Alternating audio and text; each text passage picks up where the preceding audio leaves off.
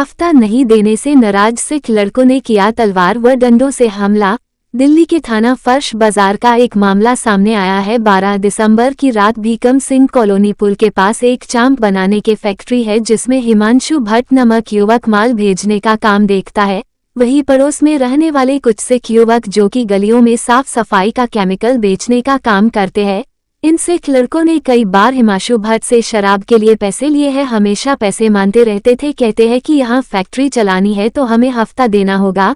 पैसे नहीं देने पर हिमांशु भट्ट व उसके मालिक को लाठी डंडे व तलवार से हमला कर घायल कर दिया।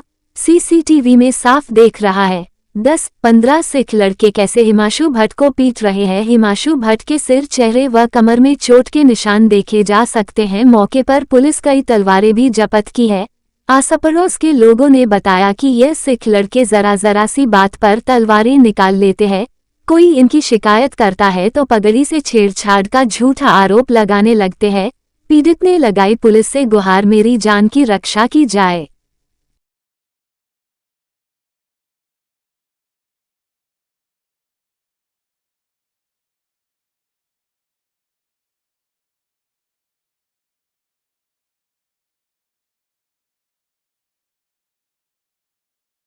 क्या नाम है आपका? मेरा हिमांशु भट्ट। हिमांशु, क्यों आपके ऊपर हमला किया है, चोट लगी है आपको? तो यहाँ पे हमारी चाप की फैक्ट्री है ना, इस चक्कर में यहाँ पे वो 2-4 लड़के रहते थे। वो हमसे ना हफ्ता मांगते थे, है ना, कि यहाँ पे चाप की फैक्ट्री खोल लगी तो यहाँ पे आपको पैसे देने पड़ेंगे। हमने उनको मना कर दिया कि भाई साहब हम पैसे इतने नहीं दे पाएंगे आपको। तो उन लोगों ने हमारे पे डंडे से, हाथ पैरों से, मतलब 4-5 लड़कों को और बुला के बहुत मारा पीटा है, हमें हर चीज़ करी है हमारे साथ। तो क्या हथियार थे उनके पास? उनके पास तलवारें थी और डंडे थे बहुत सारे, वो सब चीज़ें थी उनके। और पुलिस वालों को भी फ़ोन करा हमने, किसी ने फ़ोन करा था पुलिस वालों को। जब हमको मारते पीटते देखा है तो उन्होंने पुलिस वालों को बुलाया तो उनकी तलवारें भी पकड़ी गई हैं और लड़के को भी पकड़ के लेके गए थे, मगर थाने से वो लड़का छूट गया फिर भी। अब इसका हम क्या करें? फिर हमारे साथ अगले दिन यहाँ पे फिर आया, मैं यहाँ पे टॉयलेट कर रहा था। टॉयलेट करते हुए फिर उन्होंने मेरे को लात घूंसों से मार के फिर कपड़े वपड़े फाड़ के फिर चले गए। मैंने अभी भी कंप्लेंट कर रखी है मगर अभी भी उसका कोई जवाब नहीं मिल रहा और सारे घर वाले यहाँ से सारे फरार हैं। आप क्या और चाहते हैं? हम, मेरे को इंसाफ चाहिए। मेरे देखो आंखों पे चोट वगैरह सब चीज़ लगी हुई है, मुझे इससे कुछ वो नहीं चाहिए, मुझको बस इंसाफ चाहिए मुझे। क्या आपको लगता है कि आपकी जान को खतरा है, आप पे हमला क्यों हो सकता है? हाँ जी, हम, मेरी जान को खतरा है। क्या पता कल को कुछ और कर दे मेरे साथ, कुछ हमारे को पता नहीं है, क्योंकि आज ऐसा कर दिया, फिर अगले दिन ऐसा कर दिया, अब तीसरे दिन कैसा कर दे, कुछ पता नहीं इसके बारे में हमें। इसलिए आप हमें इंसाफ दिलवाइए। जी, मेरा नाम राजा है। क्या घटना हुई आप बताइए। घटना सर ये हुई थी, 11 बजे मैं यहाँ से निकला हूँ, ऊपर ही रहता हूँ मैं भी।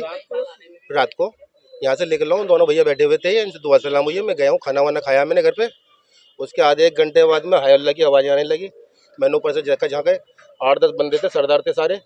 उन्होंने भैया को यहाँ ले रखा था, हीरा भाई को लिपट रहे थे। ऊपर से मैं जल्दी आया, फिर वहाँ से हीरा भाई को छुटा कर लाया। ऊपर से ईंट वीटें भी आई हैं बहुत सारी। तो हथियार क्या क्या थे उनके पास? तलवारें थी, तलवारें तो हमने सारी पुलिस वालों को हमने बराबर खुद करवाई हैं। कट्टे भर के ले गए तलवारों के वो। मैं ये देखा था, इससे पहले भी लड़ाई हुआ था तो तलवार आर निकाल लिया था रात को। और फिर ये 3-4 दिन पहले लड़ाई झगड़ा हुआ था, 10:30 बजे करीब हो रहा था, 10:30-11 बज रहा था। तो उस टाइम भी पूरा बदमाशों को बुला लिया था, बहुत आदमी था। उस टाइम भी तलवार निकाल लिया, इसको भी ले जा करके मारपीट किया। बाथरूम के पास ले गया घिसेट करके, वहाँ भी मारपीट किया। अभी 2-3 दिन, कल की परसों की बात है, फिर बाथरूम के पास गया था ये बाथरूम करने, तो फिर लड़के को बुला लिया था, फिर मारपीट किया था। पुलिस वाला भी आया था। दीदी, सुनने में आया वो सरदार युवक जो है पहले भी लड़ाई झगड़ा करते हैं, पड़ोसी को तलवार निकालते हैं। हाँ, पब्लिक ऊपर हम तलवार निकाल देता है, लड़ाई झगड़ा करता है तो तलवार निकाल करने जाओ तो दूसरे को भी लगने का डर है। तो ये सब चीज़ अच्छा नहीं है ना। मान लो लड़ाई झगड़ा है, ठीक है, लड़ाई झगड़ा है, मुंह से बोलो।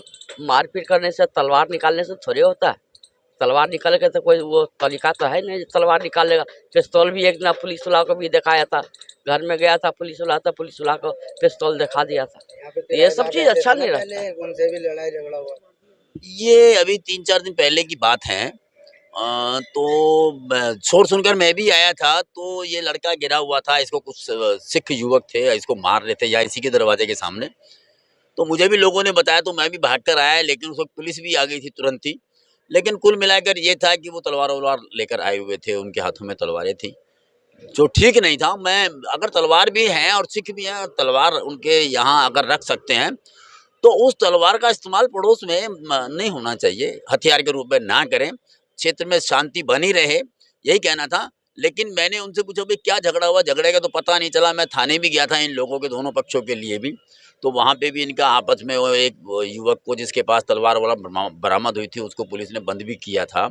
लेकिन अब कुल मिलाकर ये है कि इससे यहाँ क्षेत्र की शांति भंग है और यहाँ एक भय का सा माहौल बन गया है दोनों पक्षों में। ये है आस पड़ोस के लोग भी सोच रहे हैं पता नहीं कभी भी कोई भी अप्रिय घटना हो सकती है, कोई भी कांड बड़ा हो सकता है। तो इसलिए आपके चैनल के माध्यम से मेरी एक प्रार्थना है कि क्षेत्र में अमन चैन बना रहे, शांति बनी रहे।